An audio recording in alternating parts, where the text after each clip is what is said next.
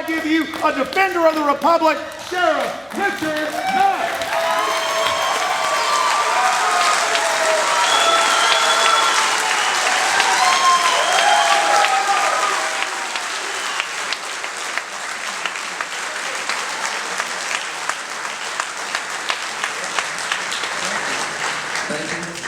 Wow. I was just here a week ago, right, Dr. Monteith? Wow. I didn't know I was going to be here today. The Lord surely moves in mysterious ways, doesn't he? Actually, Alex and I have become very good friends, but this is the first time we've ever met in person. And it's always really great. So make sure somebody takes a picture of us later on. But, and I came in with Joe Bannister.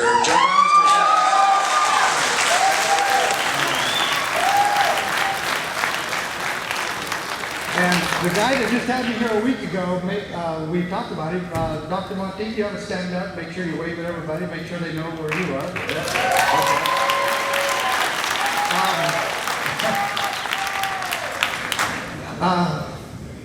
How do you follow that? Yeah, Alex Jones, wow. The first thing that comes to my mind is, I'm not worthy. But I sure appreciate all of your support a great deal. And this has been really a whirlwind tour. I can't even remember where I've been the last 3 weeks. All I know is I haven't been home. And my wife reminded me of that. I was actually supposed to fly home tonight. We found out about your event here, and we postponed going home, and we came here to be with you good people.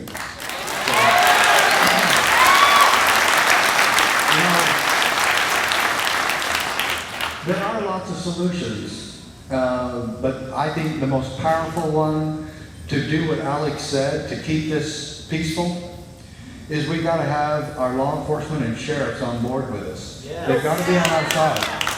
And so I'm doing everything I can to educate them and to get them on board with doing one little thing, being an oath keeper.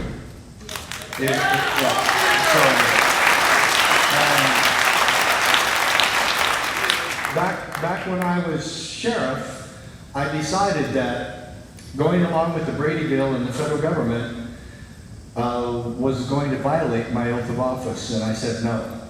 And I decided that I was going to sue the federal government. I was going to sue the Clinton administration.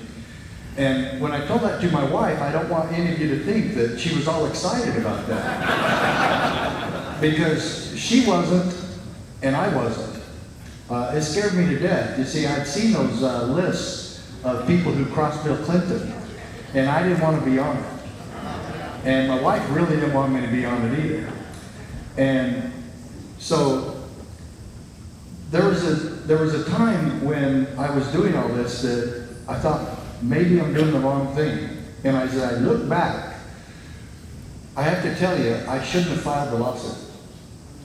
I'm glad I have the decision now because it entirely backs up the 10th Amendment and what I believe is the solution. The solution is SS, state sovereignty. Yes. And then your local officials know and understand that it is not their prerogative, but it is their obligation and their duty to prevent the federal government from abusing you. We win. And, as I said, this is a peaceful solution. This is what I am about. That's what he is about. The solution can be peaceful and effective when we have local law enforcement, sheriffs, county attorneys. That's going to be a stretch. But county commissioners who know their duty to put themselves in the way, as Madison expressed it, that we can safely rely on their disposition to erect barriers against the encroachments of the national authority. And as Madison also expressed it, that we actually interpose ourselves on behalf of the people to keep them safe and from becoming victims of the federal government's tyranny. We can keep that peaceful and effective, and now Now that I'm being successful in this movement, what happens? Bob Schultz and I both are blasted as supporters of violence and lethal force in Time magazine in the October 12th issue, just 2 weeks ago. Yeah, we're both in Time magazine. It's on the front cover. It has some picture of some dangerous militia guy from Ohio, and I don't know him, okay? And yet the title of the article, front page, by this Bart Gelman guy, who I'd never heard of either before this, and he follows me around the country and wants to know what my solution is, and I keep telling him it's a peaceful one. And so what does he put in Time magazine? That I support lethal force against the federal government. And it's all in, and so what is the article? The secret world of extreme militias. And so Sam Bushman from Liberty Roundtable calls the bureau chief, name is Mike Duffy, the bureau chief of Time magazine in Washington, D.C., calls him. And he says, do you know Sheriff Mack? I said, yeah, I've seen his YouTube stuff. He says, is there anything secret about what Sheriff Mack is doing? No, I don't have any evidence of that. Is there anything that shows that he's part of the militia movement? No, we don't have any evidence of that. Is there anything in his message that it supports violence in any way? He refused to answer. And so I called the guy, same guy too, and he says, Sheriff, we know we didn't do anything wrong, but we'll print any editorial you hand us. And I'll personally walk it through. But you obviously have other options.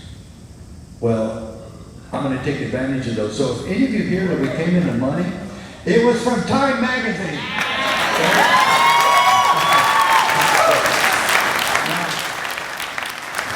Real briefly, I tell you, I got so excited hearing Alex, I don't want to take very long.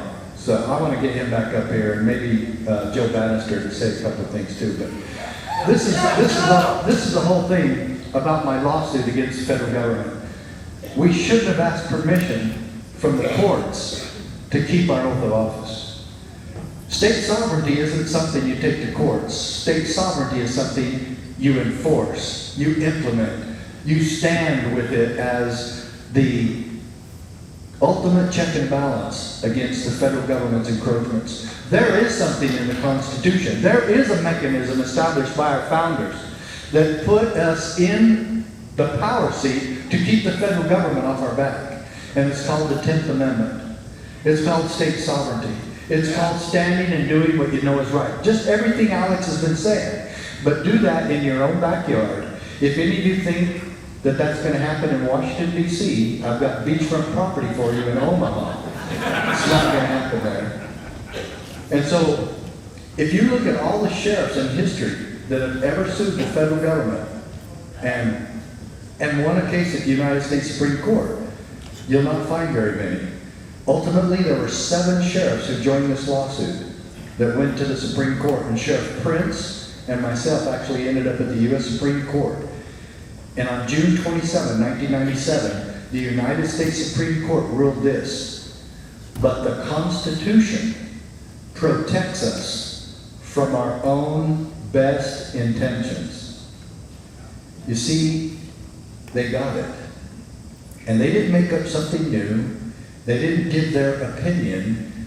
They supported the Founding Fathers' intent of the 10th Amendment and of states' rights, and they actually reinforced the Constitution.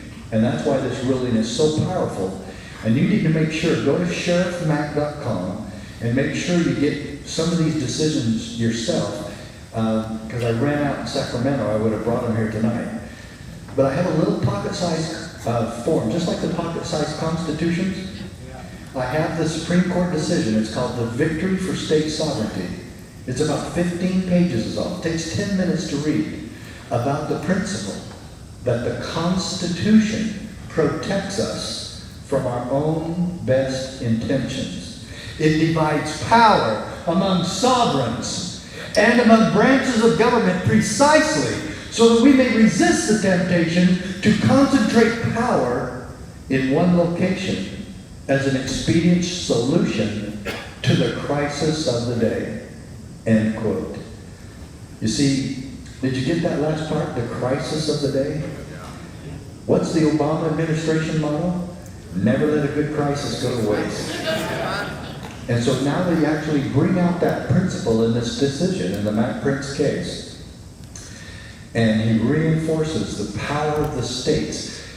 If every one of your local officials, your county officials, will support and defend and uphold the principle, that one sentence, that the Constitution protects us from our own best intentions, we win. We get our freedom back tomorrow. Never forget that we, the people, have the ultimate power. The 10th Amendment says it, that all powers not delegated to the federal government or the United States Congress are reserved to the states or to the people. This is where it's at. We can win all this. And now, before I sit down, I want to ask you one thing. I'm going to get political here for a second. Okay?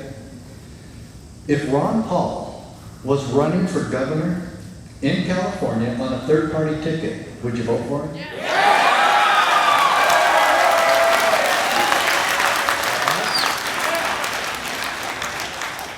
Me too.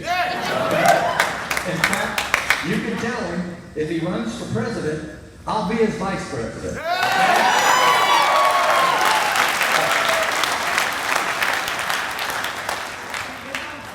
There's a Ron Paul running in California on a third ticket. Her initials are Shalene Nightingale. Okay? There's not a one of you. Okay? There's no one. I've endorsed her. I'm putting my life on the line with her. I'm putting my name with her. There's not anyone that should compromise their vote for those two mainstream candidates and think that that's going to get California anywhere. Vote your conscience, vote for the Ron Paul candidate, and let's take a stand for freedom. Yeah. Last of all. Okay? Everyone, do not compromise your vote. Yeah, let's do it.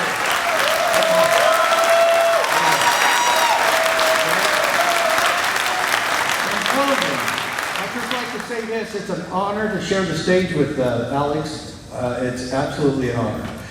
And in closing, I'd just like to leave you with one little thought. Of all the people that sued Bill Clinton, I was the only one to do so on a non-sexual matter.